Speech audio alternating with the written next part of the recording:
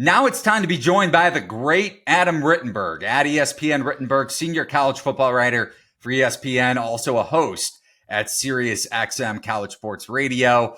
Breaking down the national championship, Michigan and Washington on Monday night. The Wolverines, a 4.5-point favorite in that one. But Adam, how's it been after covering two of the best, arguably, at least in the limited college football playoff that we've had over the last 6 or so years? Those were two fantastic games on Monday night.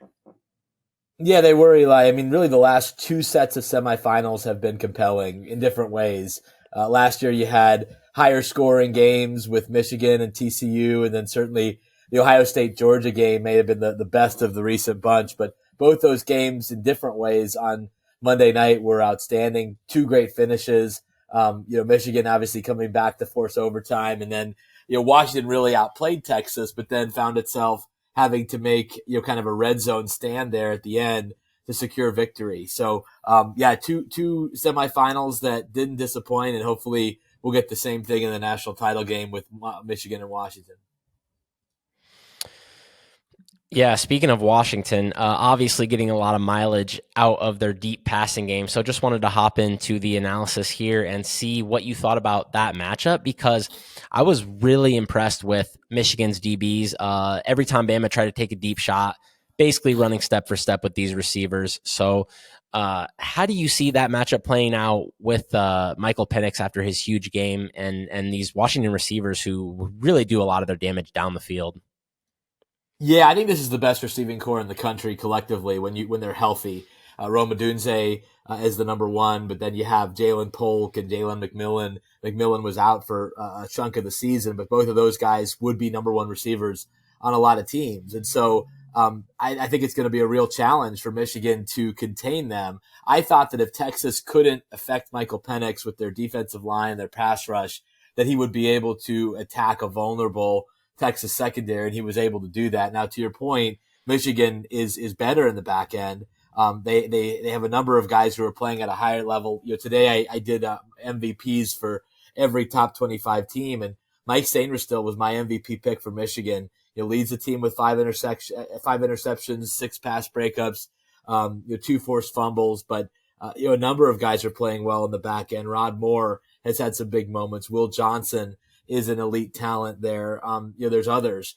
So it's going to be a bigger, probably a harder deal for Michael Penix to, attack as easily as he did against Texas. But Michigan also hasn't necessarily seen a receiving core all year that's as talented as Washington's. Ohio State would be the closest thing, and they did a pretty good job against that group.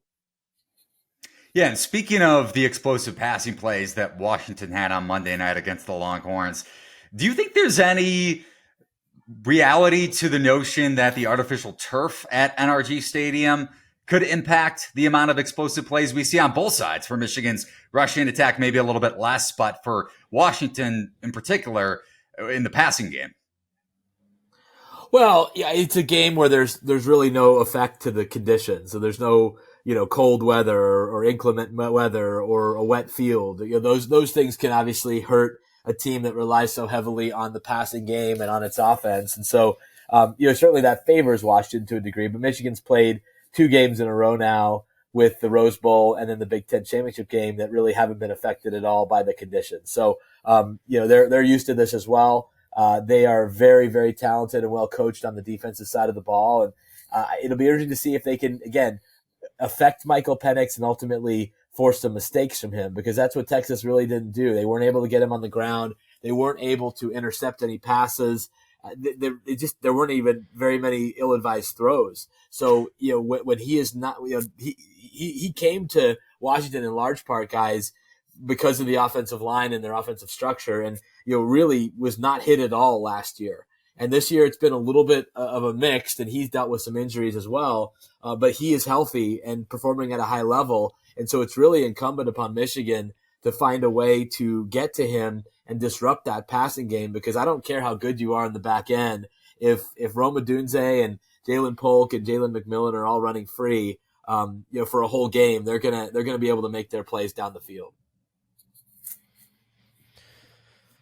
So flipping to the other side of the ball, You have a record-setting running back, obviously, Blake Corum with Michigan, facing off against a Washington defense that it seemed like allowed a lot of chunk rushing plays to Texas, like multiple 8-yard plus runs, even though I didn't even watch like that whole game, but just the parts I watched seemed like they were ripping off a lot of long runs. On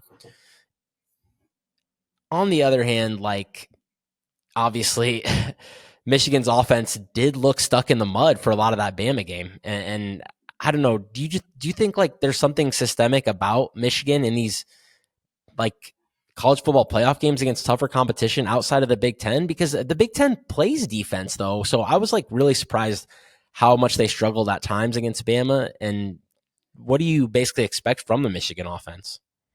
Yeah.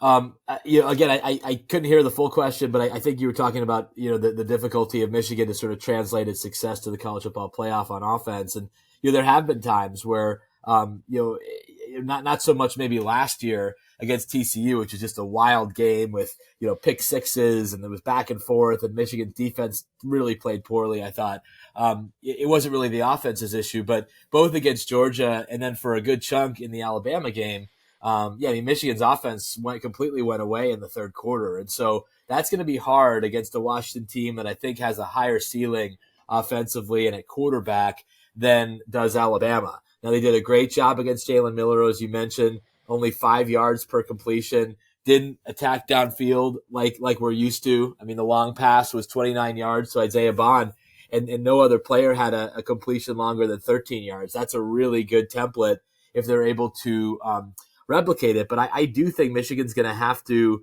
make downfield plays on offense to win this game. And that hasn't really been their forte, even though they were able to create a few explosives in the Rose Bowl. Certainly the touchdown to Tyler Morris, 38-yard touchdown. Blake Corum and Roman Wilson also had plays over 25 yards. But I think they're going to need a few of those against this Washington team just because of how deep and explosive they are on offense.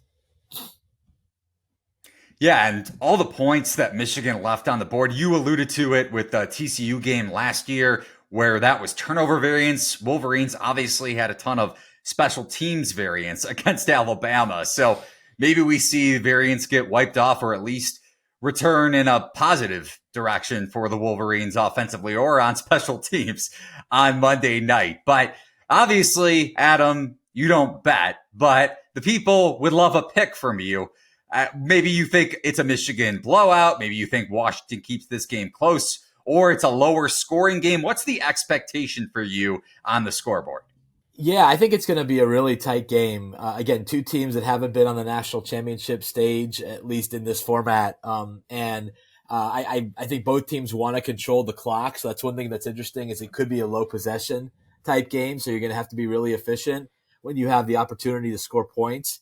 I've gone back and forth about who's going to win. I mean, my lean is Michigan just because they have a little bit more experience, but the way that Michael Penix performed against Texas and the confidence that Washington's playing with, coupled with the fact that Michigan really hasn't seen too many offenses like that all year, I could certainly make the case for Washington. And even though Jim Harbaugh is maybe a more accomplished coach on the big stage, Kalen DeBoer at Washington does not lose big games. He's undefeated against ranked opponents. He's won national championships at the NAIA level. And so he's got a really good ability to get his teams as prepared as possible to win a game like this. So really wouldn't be surprised if it goes either way.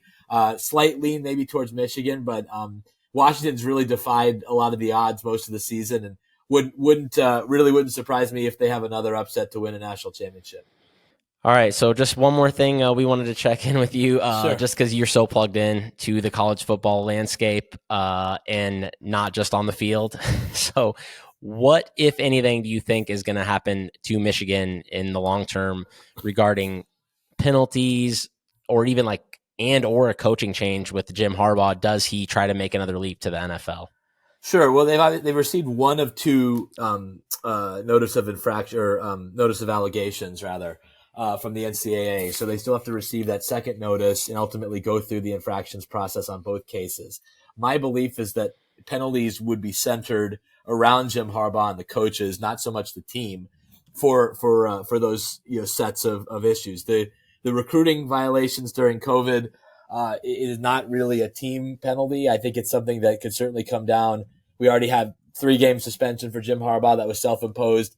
There could be more coming. I think most people believe that Harbaugh would begin the 2024 season suspended if he's still at Michigan. So that's something to keep in mind. And then as far as the NFL, I think the opportunity is as good as it's ever been for Harbaugh to return to the NFL. You only need one team to say yes. I think there's some really good fits, whether it's the Chargers, whether it's the Raiders, maybe some of the other teams that come open. I think he would be a guy that, given his track record, both at college and the NFL, would come in with true credibility as he comes in the door. So, it's always hard to handicap, and he's a different guy, and an NFL team is going to have to be open to him and his quirks. But I just don't think that there are more qualified candidates for these NFL openings than Jim Harbaugh. So, especially coming off a potential national championship at Michigan.